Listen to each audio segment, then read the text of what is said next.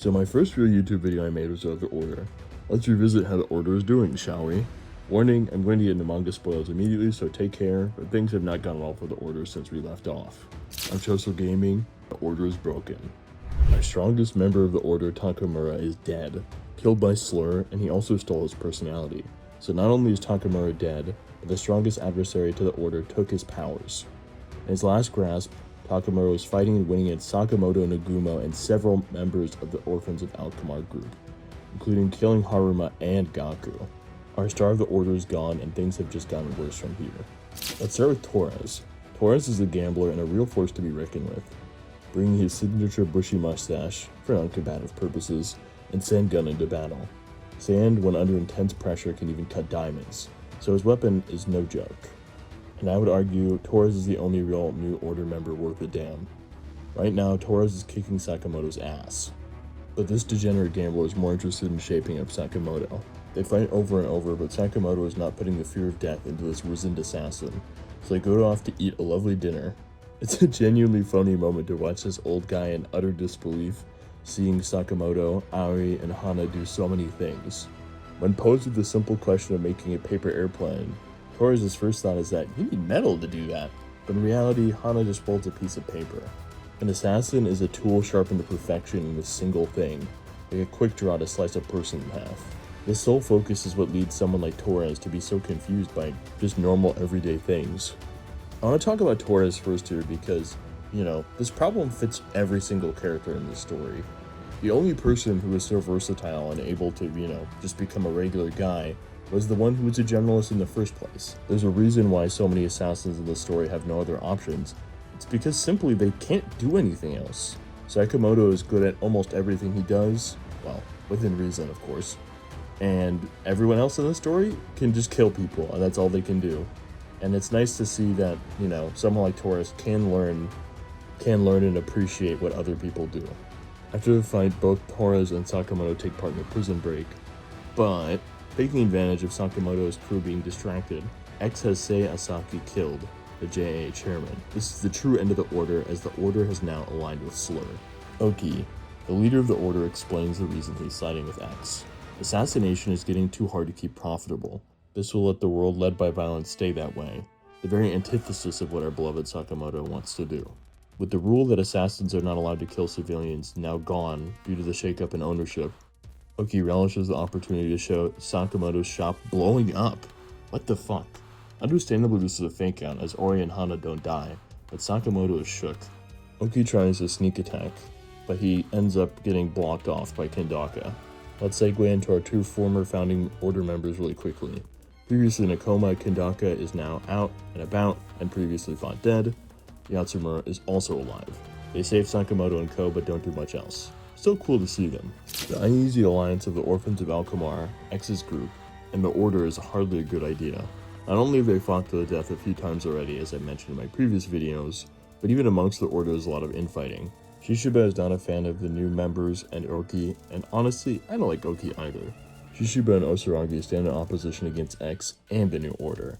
The fight is not going well, as X uses Takamura's abilities to nearly kill Osarangi, but she and Shishiba are saved by Kamihase. The Order is already down 4 members, and it's only downhill from here. They make their great escape until Gozu shows up, the last member of the Orphans of Alkmaar, a lightning-style guy. Sakamoto has lost his nerve, even with the thought of losing his family, even if only briefly, is enough to stop this lightning-fast former assassin dead in his tracks. Torres could be a part of the key for Sakamoto getting his fighting spirit back.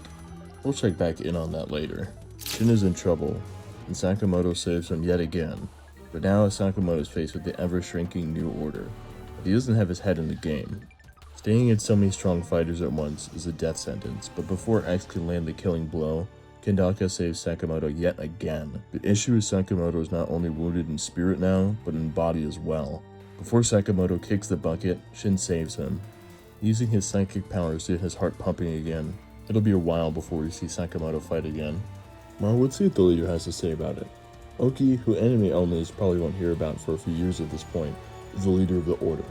He was off overseas doing missions, or something like that, during the entirety of the story up until like 30 or so chapters ago. Oki is so disappointed with the current state of the Order, one of his first lines is about how he should commit seppuku for the dishonor they have brought to the JAA. It almost goes without saying, but I hate this guy. Not only does he show up super duper late to the party, but he is rude and aligns with Slur, the main villain of the story. From my perspective, the Order is already kinda cooked here, since they've joined up with the main baddie, but there's still a lot more to cover. Sakamoto had already left a long time ago, but let's talk about one of his best buds, Nagumo. Nagumo left the Order and is now on the run and working with Sakamoto. In the latest few chapters, Nagumo has an epic duel where he maybe kills Oki. What we care about right now is why they fought. Nagumo, in Oki's mind, should be the next leader of the Order, and Nagumo doesn't like Slur, so they must fight. Nagumo is confused why Oki would join up with Slur, so he just asks him point blank.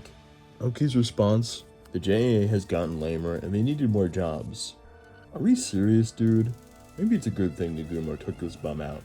The fight is fucking sick though, for what it's worth. This asks an all-important question: who is even still in the Order? Well, it turns out almost every original member, minus Oki, quit. To quote Oki himself, the era of the almighty Order is over. But we still have two new recruits, Torres and Tanabata, as well as a masked guy, cop guy, and two siblings I don't like. All of them are not really a match for the old Order.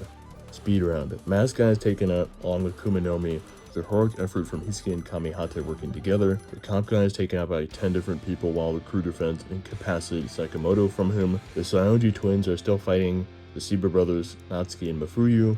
Natsuki takes out Shina, but now he's up against Keppe, the older brother. Anyway, back to the good stuff. Driving off with Sakamoto, the crews jump by just about everyone who isn't dead right now. Tanabata, Torres, and Gozer are in hot pursuit. Atari takes the wheel, but she's all out of luck. Atari is someone I'm going to talk about more in a different video, but I just know that she's cool. It's a long story, but it doesn't matter because Shishiba and Osaragi are here. We're hitting an insane amount of concurrent fights right now, and Sakamoto's about to get blown up in a helicopter. His power nap, several dozens of chapters, combined with Ryon's ghost reminding him what he protects is what gives him strength, and that's what he needs to kick Torres' ass. I'm quoting because this line is too good to pass up. Torres, you know I'm fat.